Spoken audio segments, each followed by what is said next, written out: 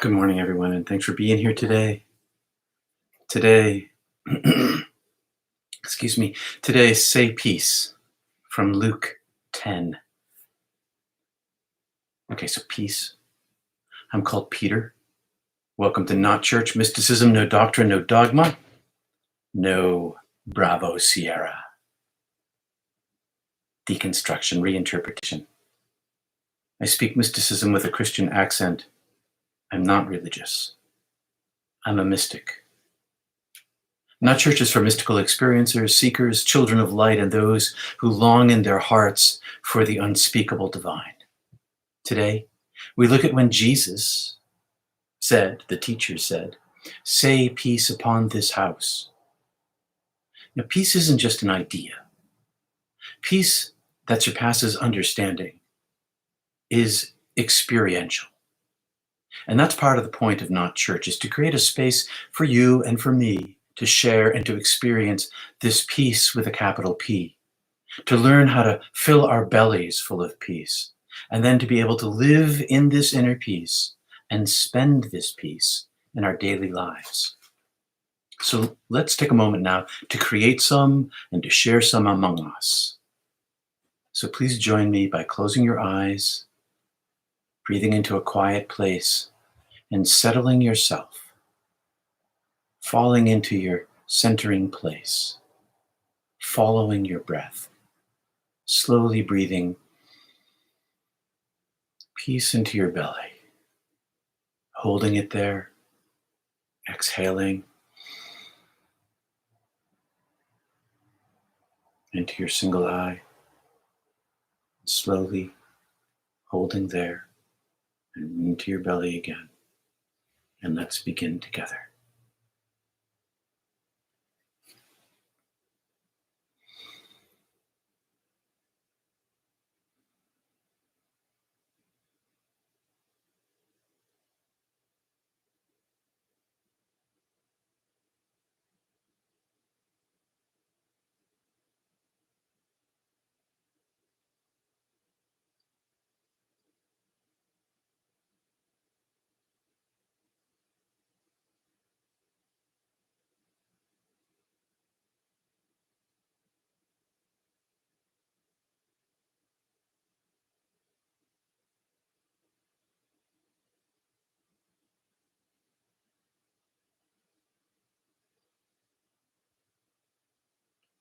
Let's chant 3 ohms together.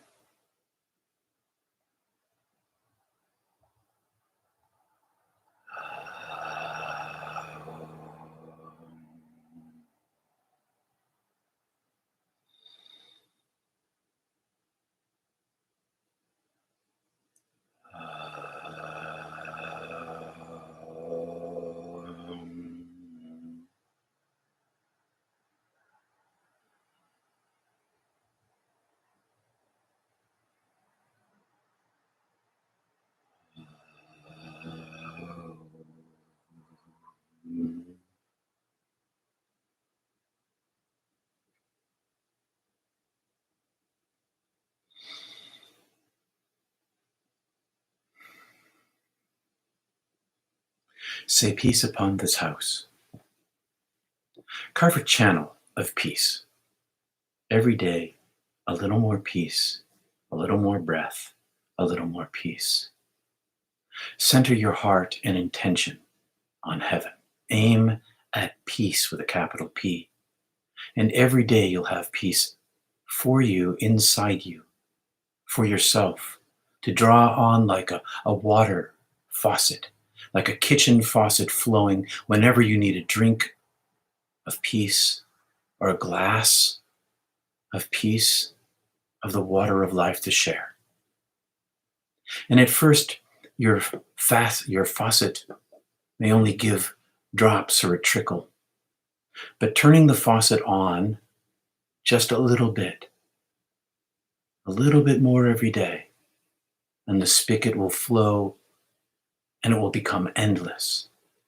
And you'll fill up and overflow.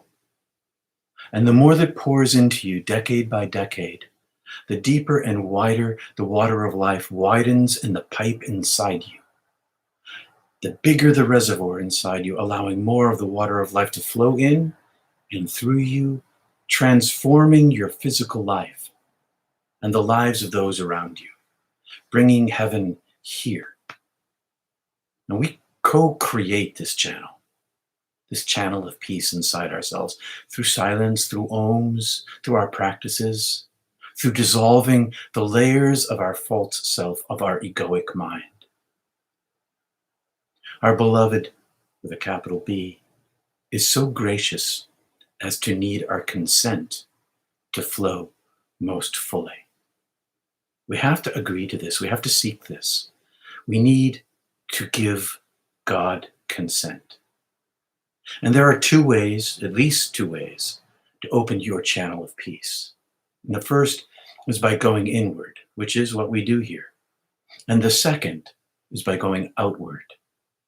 These two paths work in tandem. Consistency and combination of the inward and the outward paths, it's helpful. I know this because I've practiced it for decades. Saying peace in my heart, and by blessing with peace from my lips to everyone I meet, or maybe in a farewell, I say, peace be with you, or peace to you. I give it away. The great storehouse of peace contains an endless supply. Now, whether or not the historical Jesus said or did anything that's recorded in the Gospels matters far less than the lessons contained in the teaching found there. Now, remember that myths tell truths even if the story isn't true. And the ancients knew that the words cannot contain the fullness of the ineffable truth, but they understood that mythical stories can contain meaning of understanding. Koans, parables, myths, and metaphors can open minds and hearts to wisdom. Listen, Jesus said, once you enter a house, speak peace to the people there, saying, may peace be upon this house. And if a lover of peace resides there, your peace will rest upon that household. But if you are rejected, if no consent is given, your blessing of peace comes back to you. Whenever Jesus spoke in this way, it was because of his own mystical experiences. He wasn't theoretical. It wasn't book or knowledge-based. It's his first-person experience that he speaks through again and again. So listen to these verses again as I put them in the first person of Jesus. And imagine him while he's doing this. He's trying to help us understand the living power of peace. And he says to you, to me, once I enter a house, I say, may peace be upon this house. If a lover of peace resides there, if there's someone whose light is the light of the world, then my peace rests upon that person and through her whole household like a radiance multiplied. It rests in her because it's not mine, but belongs to all of us and is in her already. But when I'm rejected, when I was rejected, my peace, blessing, bounces back to me. So nothing is lost with God. There's only gain. Unlike other things in this world of entropy, which diminish moment by moment, unspeakable peace always increases. I say that not theoretically. I say that from experience. You lose nothing by giving away the blessing of peace. You gain everything. The more peace you give away, the greater becomes your capacity to gain and to give away peace. If the peace you're freely offering is rejected, then it comes back to you, even while it remains like a lingering wave form surrounding the one who rejects it. The peace you give away comes back to you And it stays with the one you give it to, even when it's rejected. It stays there as a potentiality, just waiting for the opening moment of awakening and welcoming, and participates in that awakening and that welcoming. Peace given away is a prayer every time the word flows off your tongue, when it's propelled by breath, connected to your heart. Every time you type with your fingers, the word peace, connected to your heart. We are each and all of us houses where souls live. I am a house, and my body is my house, and I live inside my house. When you say peace be upon this house, you bless the body and soul of the person. Bless the houses you meet on the street in your life. And I came to understand this in practice, not just because I read it from the lips, maybe, of Jesus, but because of the visions I was given, both before and after my near-death experience, my first one. And I came to understand the peace that I thought belonged to me, I now understand belongs to all of us. And today I have for you two mystical stories from my life, so that maybe you will understand why I've come to say peace all the time, and why I took Jesus' words to heart.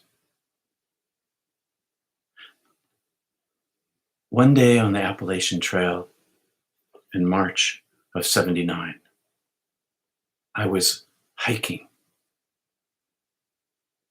on spring break for a week, 8 inches of snow, staying in half cabins with my buddy Bob. One night, as I fell asleep, my angel came to me, rushed down to me, and plucked me from my body and pulled me up what I can only describe as the silver cord, like a tunnel of light or an elevator.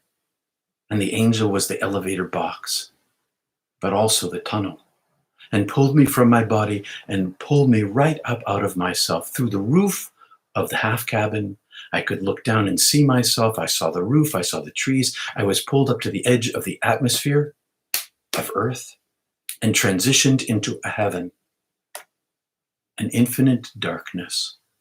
And I was contained in my astral body, in my sort of between full consciousness and human body, where I had a little bit of form, a little bit of matching of the form of my body, but was not body at all. I was no thing.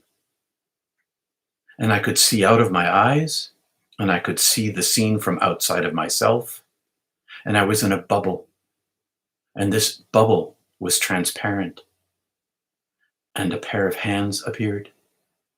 And one of them contained, holding this vial of glass with a little black cap on it, filled with sparkling gold dust. And the divine commanded me to raise my hands without language. This is all without language. My hands go up in a cup in front of me, and the cap unscrews from the vial of glass, and the gold dust pours into my palms in a stack. And the voice without sound says to me, I give you this gift. A wind blows, a breath blows, and it says, now give it away. And there's nothing in my hands. And I'm dropped back into my body again. That was before my near-death experience. And then one day, after my near-death experience, I'd been on television all night on public TV at part of the annual auction here in Maine. I was an auctioneer once a year, and my shift was 6 hours, and it was late at night. It ended at 11, and I drank 8, 9, 10 cups of coffee, don't even know, in order to stay jazzed and talk about the pieces that I have. So this is this, and that is that, and just you can get this too. And by 11 o'clock, I had another cup of coffee to make the hour-and-a-half drive home, and so I couldn't sleep all night long. And the next morning, because I couldn't sleep, I lay down on the sofa. And I'd had another cup of coffee to help the kids with homework. And I was totally jazzed. I was exhausted. My physical body was exhausted. So I lay down on the sofa and I began to meditate in my silence, in my centering prayer. And in an instant, in the very instant I began my practice, I was plucked out of myself. And I was brought into a cosmic music, the sounds of all the most beautiful frequencies of all the universe. And it was an ocean of beautiful sound that made all things be, including me. And I was an orb of beautiful music rising through this ocean of beautiful sound, of cosmic music, the choir and voices of angels, call it whatever you want. And I rose rapidly to the very edge of it, to the closest I'd come to the light since I first died. And then I said, I became aware of the light. And light, the word light popped into my being, and I was back in my body. And this process repeated for hours, in and out of my body, in and out. But I want to talk about what happened after. That sacral chakra, that second chakra inside of me that had been existing as a ball inside of me from the years of meditation suddenly became a tube. And it popped out my back and it popped out my belly and it became a flow. It became a flow of peace riding through me, a torrent of peace through a pipe inside of me, radiating out into me, bringing peace to me. But it was bigger than me, so much bigger than me. And it lasted 6 months wide open, right through surgery from an accident I had while playing softball. It lasted despite the pain I had. It stayed where I was inside of me for months. And then it slowly closed. And years went by before I learned to look at it with my heart and intention and my mind. And whenever I do, it reopens for me. This is where I have the understanding why mystical experiences leave you gifts that leave you open, and you can use them to enhance your spiritual life, to bring the flow to others. This peace, St. Francis talked about, make me a channel of your peace. Make me a channel of your peace. I've always wanted to be a channel of peace. This has been my desire since my return from death the first time. Make me a channel of your peace. Let this peace live and flow inside me and bring me some stability in this world, some peace in this world. Underneath all of my emotions, underneath all of my experiences, underneath all of my troubles and traumas in life, like you, this peace is a balance. And the more I give it away, the more I have to share, the fuller I become. When we say, peace be upon this house, when we give away the peace that lives inside us, it not only lingers around those who reject it, it fills those who receive it. It magnifies between us, and it comes back to us 100-fold. All of the love I gave away in life came back to me in death. All of the peace we give away in life comes back to us. This peace is the peace that surpasses understanding. It's experiential. It's connective. It's like a water we share. It's like we all show up at the same well outside on a hillside somewhere that pipes right out of the earth. And we all have our cups, and we fill our cups and we share it among ourselves. This water of life, this flow, this peace brings peace inside us. The more we seek it, the more we give it away, the bigger our capacity, the more the flow comes through us, the more we share it with others, the more they have to share, the more they have among themselves, the more they can give away, the deeper their process, the deeper their peace. This is why we practice silence. This is why we make ourselves channels of the divine light, because it carves away ourselves and makes us into channels of peace and light and heaven in the world, among us, between us, inside us. Let's take a moment, please. Please pray with me.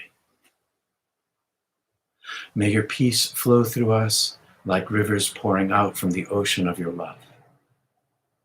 May your peace infill us so that even if our physical days and nights are full of turmoil, suffering, or strife, that we may find our higher selves resting inside of you while we live. Make us channels of your peace. Help us bring peace into life. Amen. Hey, thanks for joining me here this morning. If you've been inspired, drop by peterpanagore.love to support mysticism and teaching in the public square through Not Church. Just look for the Reddit spinning heart. Thank you. Like and subscribe. Not Church is experimental. It needs you to succeed, and I'd love to have your input. Tell me if this is working for you. Tell me if I'm helping you. Please tell me what you want me to talk about. You have a recommendation, you have a request, just let me know. My goal is to be a channel of peace in the world. That's my life's aspiration and my life desire, to be the best I can be in my daily life. And perfection is not what I want, because life is complex and difficult. I want the peace that surpasses all understanding to guide me, to be inside me, to bring good to my life, to bring good to lives of those around me, and to guide me home while I'm here and when I die. Hopefully the third time's a charm. So far, so good. And I want to thank you for your prayers for my 91-year-old dad in rehab and my 90-year-old mom. May God's will be done in their lives.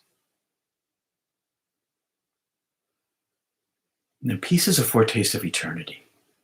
Hey, thank you for the super chat, Kristen and Capital and Summer. Thank you so much for your help. Peace is a foretaste of eternity. And twice in the past 2 days, I officiated its spreading of cremains, ashes, of two people I've loved in my life, out at sea, right out there, and the bay behind me, right down there in the cove last night.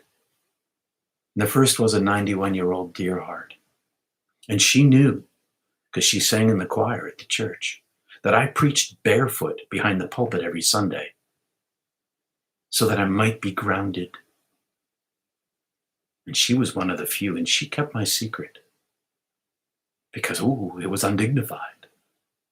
The second was a young woman in my summer neighborhood who grew up with my kids. And she died of a fentanyl overdose. Maybe it was suicide. Maybe it was an accident. And maybe it was even homicide. We don't know. The police can't tell. They don't know. But what we know is that both of them, what I know now, is that both of them rest in peace. R-I-P, we say. But the truth with a capital T is that the resting in peace is the end of all suffering and the fullness of welcome and of healing and wholeness and an end of strife. And we can foretaste that here if we open our minds and our hearts to peace with a capital P. Make me a channel of your peace. Make me a channel of your peace. Thanks for joining me here this morning at the top of the hour. You can join us live for the mystical discussion on Zoom that we have every Sunday. You can find the link down below. I want to thank everybody for being here today.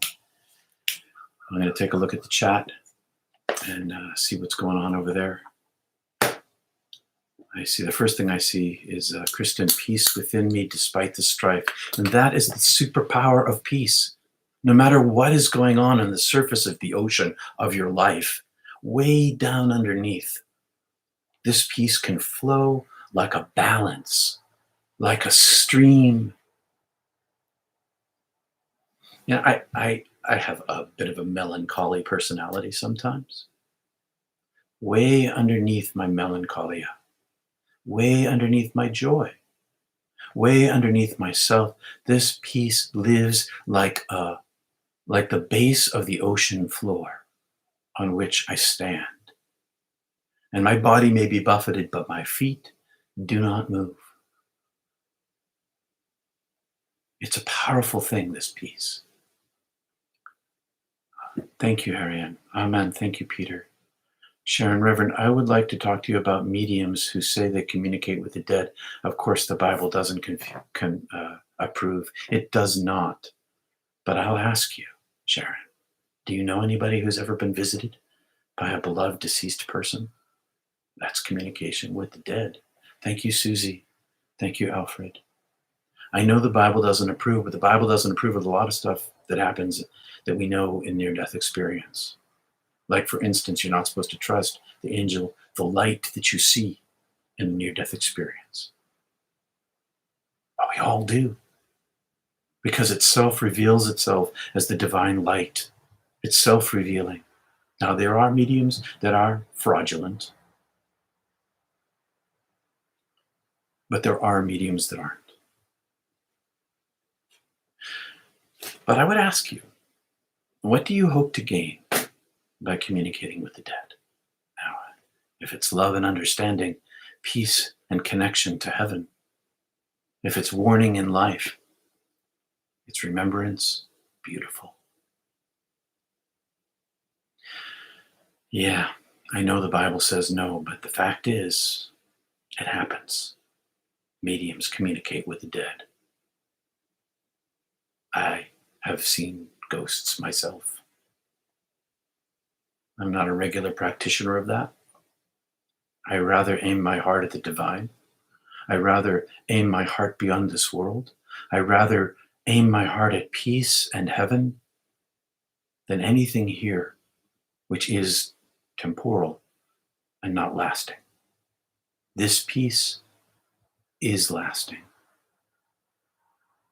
We can talk more about that, Sharon. If you want to come to Mystic Tea Salon, that'd be a good place to discuss that. So please think about that. Thank you, Nancy. Thank you, Stardust. A powerful prayer this morning. We'll write what happened. And the YouTube comments later, please do. Please do. I was trying to open that second chakra inside myself today. I appreciate your perspective, says Rebecca. Thank you for holding the space for peace today. You're welcome. Always missed the time, but much appreciated. Leah Peachy. Yeah, you can always catch it, from the beginning. It's great that it rewinds.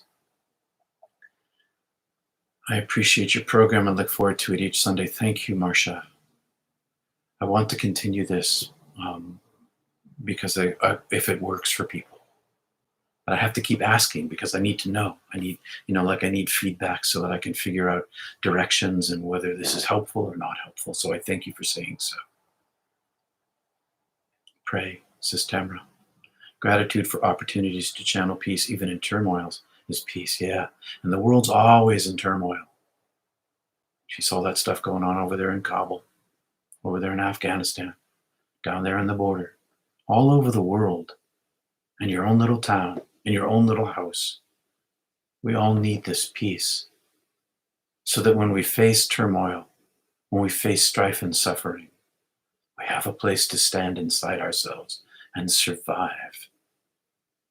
Survive by connecting to the one who is survival itself.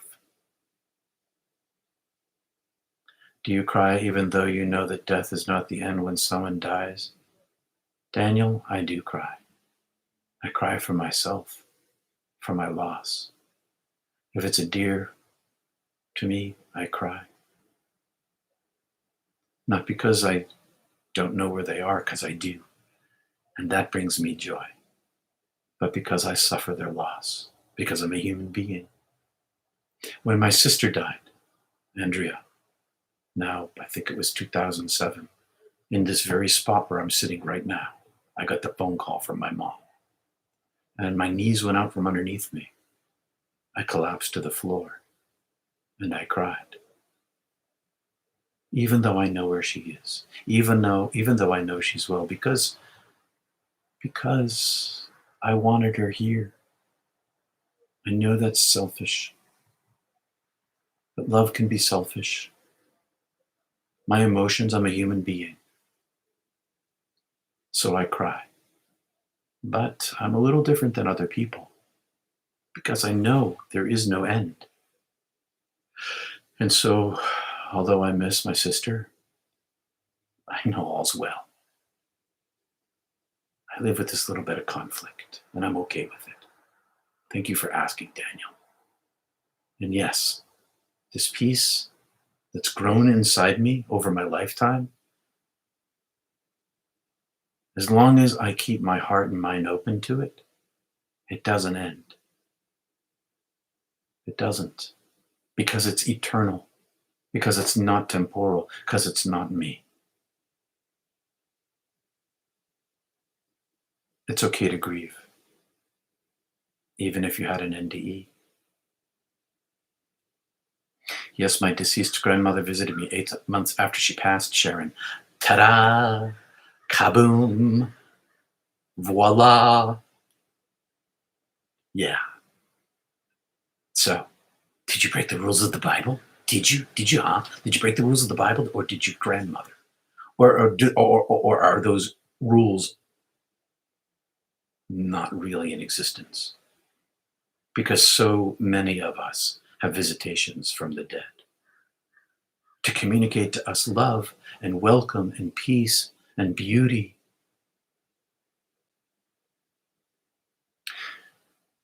The Bible is not literally true. It's truth contained in myth and symbol and metaphor. But whenever the rules creep in, the Pharisaical rules, the law, don't do, that's human beings talking. That's not the divine. I'm glad your grandma came to you. And I hope whatever message she gave you filled you with an everlasting understanding of the eternal nature of life, and that she herself is not dead, and that she herself is living and loves you. That's a beautiful thing. Thank you, Nancy. Where are we? I've lost my thank you, BE. I grieve the loss of my loved ones and still have peace even though I'm sad. That's the irony of peace, Rebecca. Yes, because emotions are real. And sadness is an emotion. And grief is an emotion. It can have physical results. People can die of a broken heart. You might experience that going through divorce, pain like that in your heart, or the death of a child. But this peace, it's underneath everything. When you find your higher self, when you connect to your divine soul, then you find this is who you are. And when you find this is who you are, it informs everything you do in this life. And so I can feel sadness and peace at the same time. Just like you, Rebecca. It's the beauty of it. You also have a ghost or ghosts in your home. Hey, Sharon, maybe you can ask them if they want to go home. Ask them if they want to head to the light. They don't have to hang out here. There's something much better awaiting them. Try to steer them to the light if they want to go. They may. I've helped one or two, actually. Although as soon as I mention, kind of comes back. But I know he's not here anymore, not permanently, not like he was. Oh.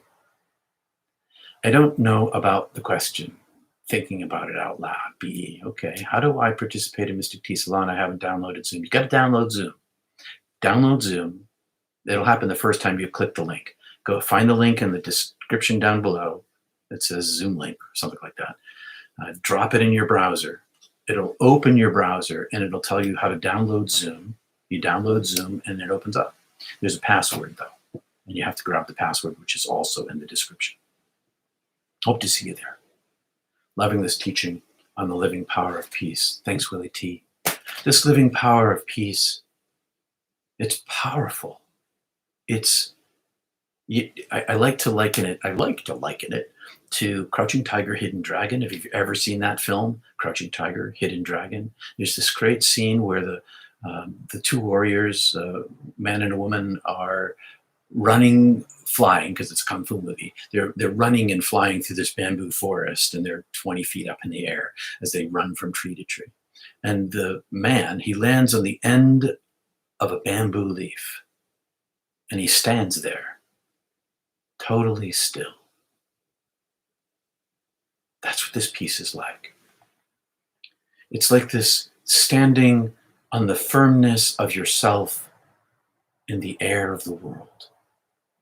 It's the grounding that exists inside of us and connects us backward and up and down into the divine self, but also allows us to give it out into the world. It's an amazing thing. And you can cultivate it. That's what meditation cultivates, this peace. Incrementally, day by day, breath by breath. It's why the discipline of meditation matters over a lifetime. Serenity now, serenity now, serenity now. You remember that scene from Seinfeld? Enlightenment now, give me enlightenment now. It doesn't work that way. Maybe God will blast you with it. But mostly it's about peeling away the false self and allowing it to grow incrementally. It's a very gentle path, is meditation, into enlightenment, into awakening, into being aware of the light and the peace inside yourself.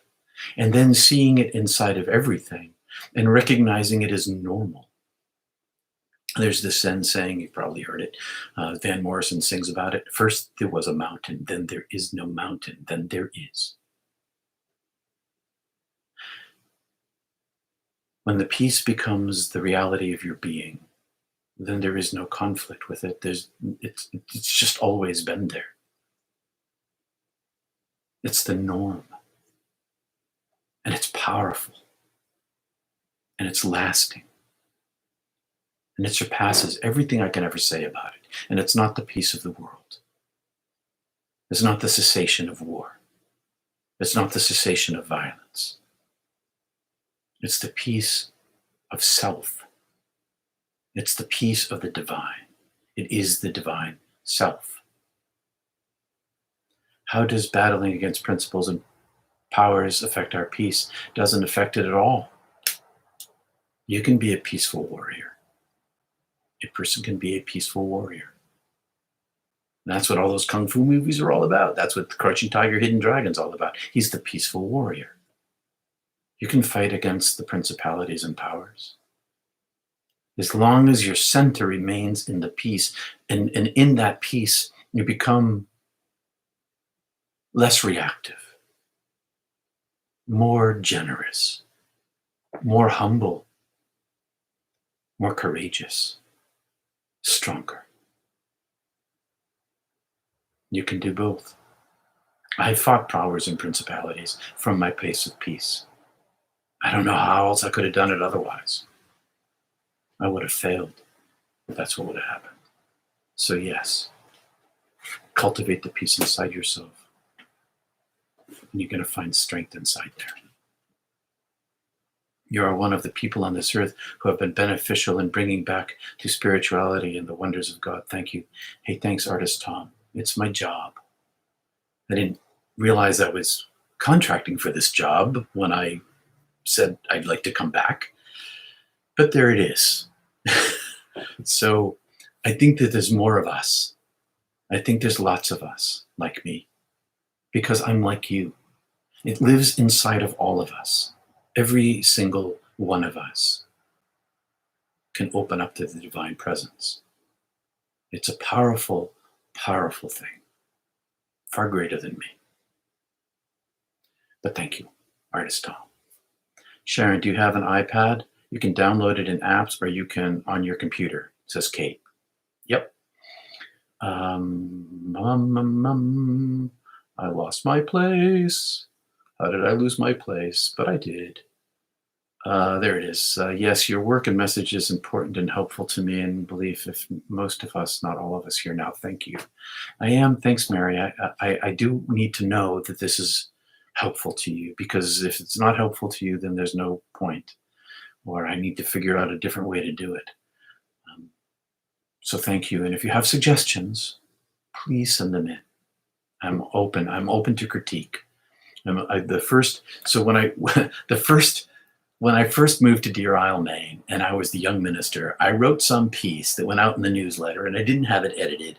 And about a week later, a retired English teacher sent it back to me, all full of red ink, and I was mortified and angry. Rah! Even though the piece was underneath me, I was still mortified and angry. But then I started writing for this journal, Homiletics, and they came back with red ink. And then I realized that critique is the writer's best friend. It's the presenter's best friend. So if you have critique, kind critique, I am definitely open to it. Because the responsibility of the writer is to help the reader understand. And if the reader doesn't understand, it's not the problem of the reader, it's the problem of the writer. And so your suggestions, please let me know. And thank you. I'm glad that you're helpful, Mary. Your helpful words to me, Mary. I appreciate it. Most of New South Wales and Victoria have become a fascist state.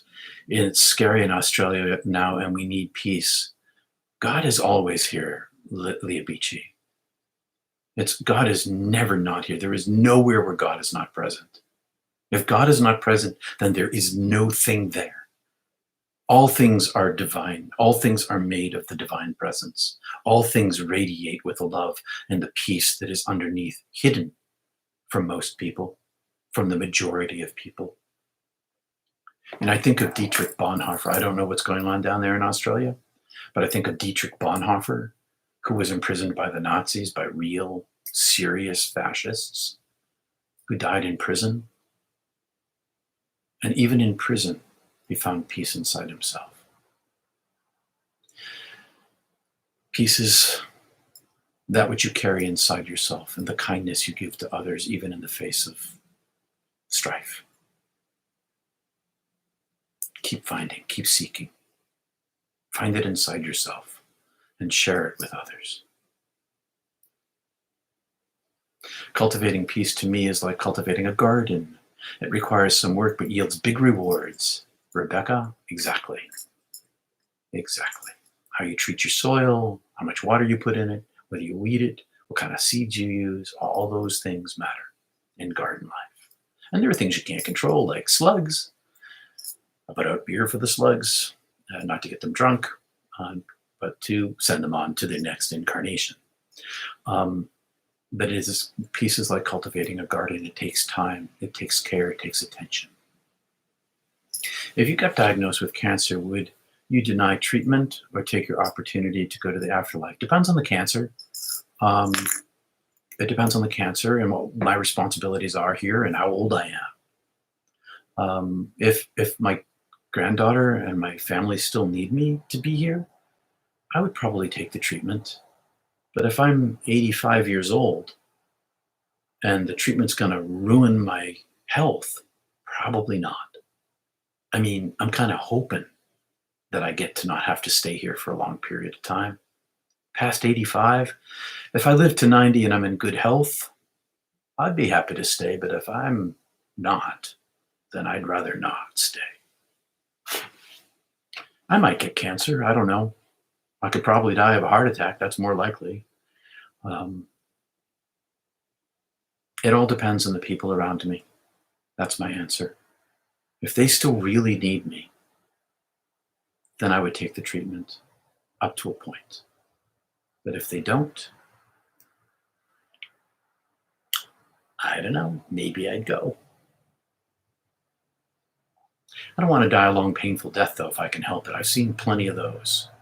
If there's a quicker way to do it, then I pray that God gives me that, like we all do. I've helped people transfer over who've chosen not to get treatment. I think of this one guy named Bob, who was a member of my church, and his kids came to me. He was in his hospital bed and he had like stage 3 cancer. Had a chance though, could survive it, but he was in his 80s. And I loved this guy. He used to own the plumbing company in our town, like the plumbing store. And he got quite wealthy and he ended up leaving the church $1 million. My God, Bob. He was one of my loyal supporters during all the terrible things that happened here. But I loved Bob, and his kids sent me as an emissary, and I knew all the kids. They're in their 60s or 50s at the time, and they're like, Peter, you got to go talk him into getting this treatment. We need him here. And I went to Bob and I said, hey, Bob, your kids, the kids want me to tell you to get your treatment. What do you think? And he said to me, Peter, I've lived a beautiful life.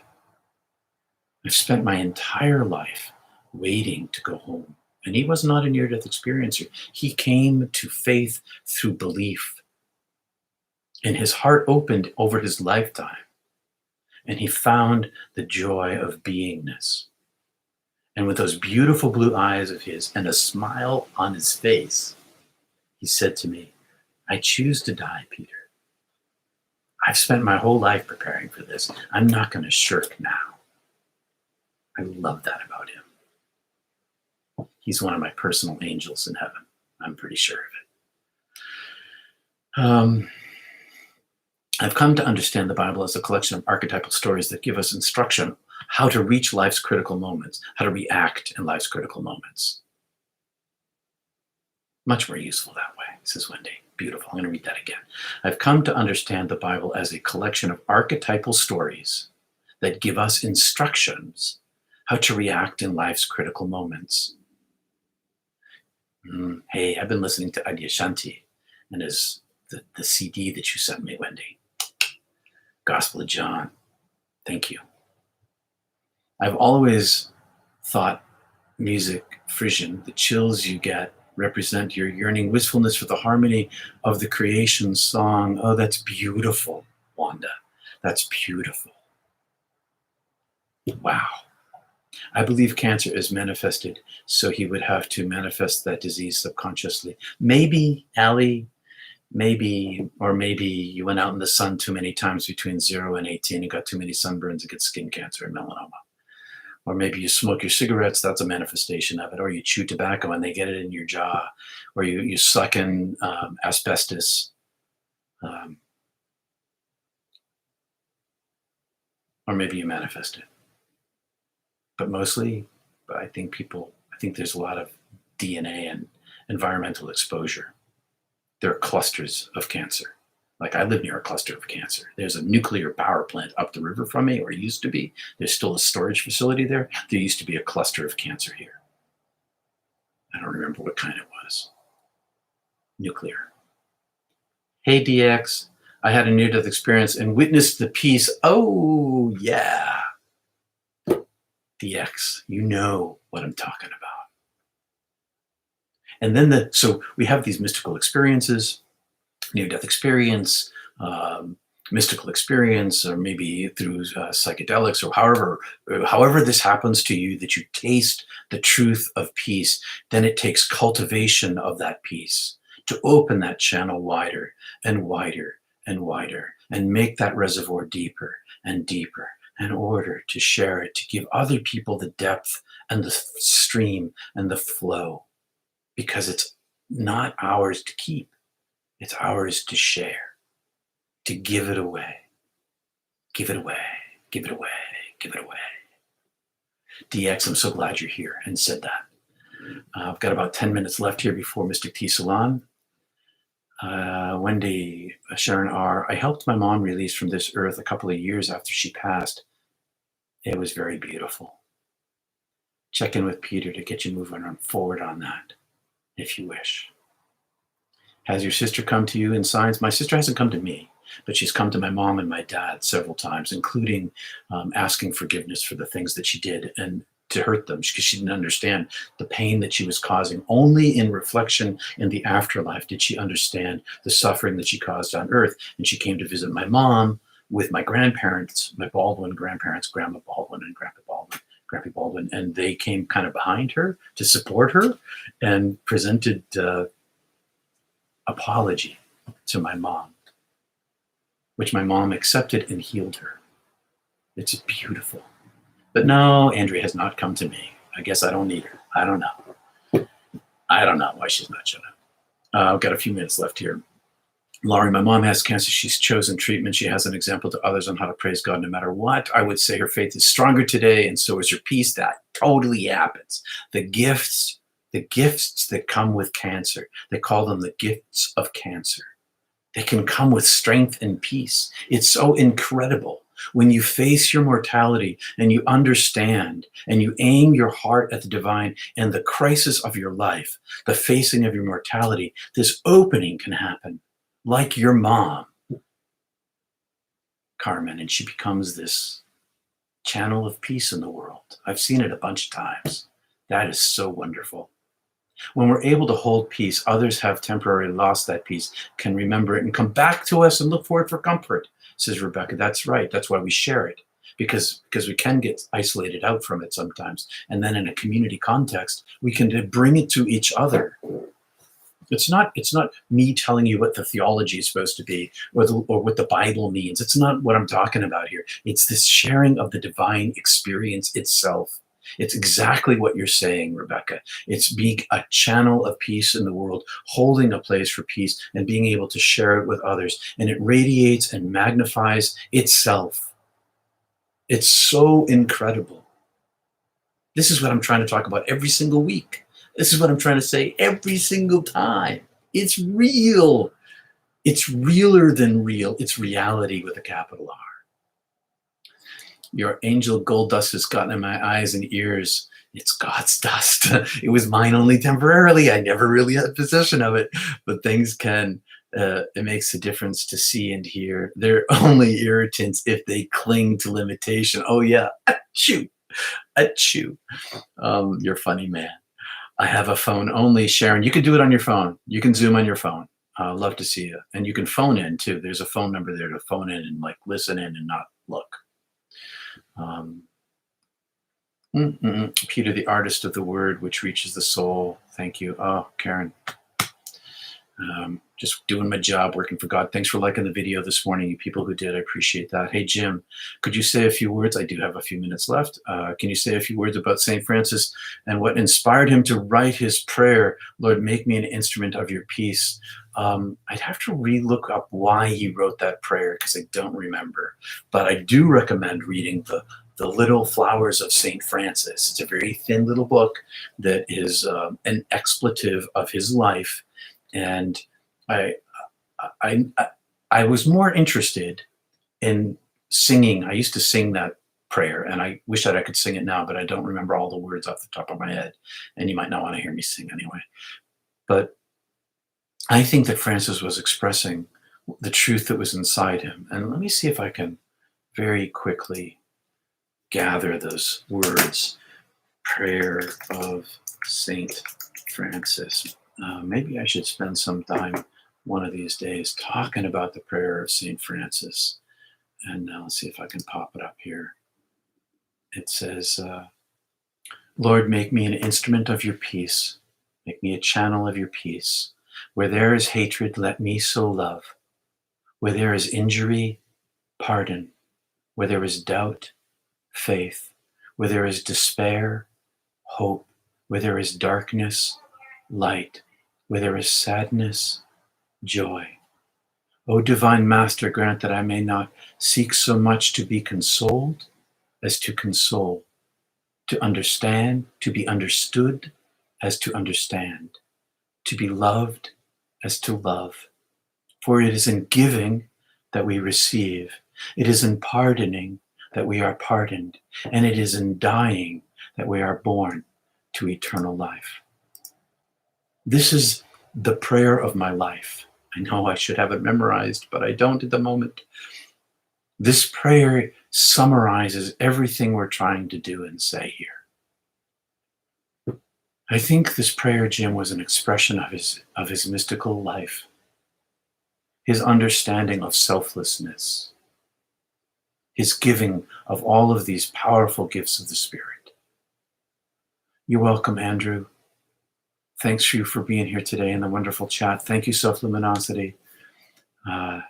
Yeah, me too, Daniel. Favorite childhood song, Make Me an Instrument of Your Peace. All right, my friends, I got less than 4 minutes left. I got to take a little bio break, and I'll be back, and I'll see you at Zoom and in a few minutes at the top of the hour. Peace and love to you all. Peace be with you all. Thank you for being here today. Thanks for your support. Peace to you all. Peace to us all. See you soon. Namaste.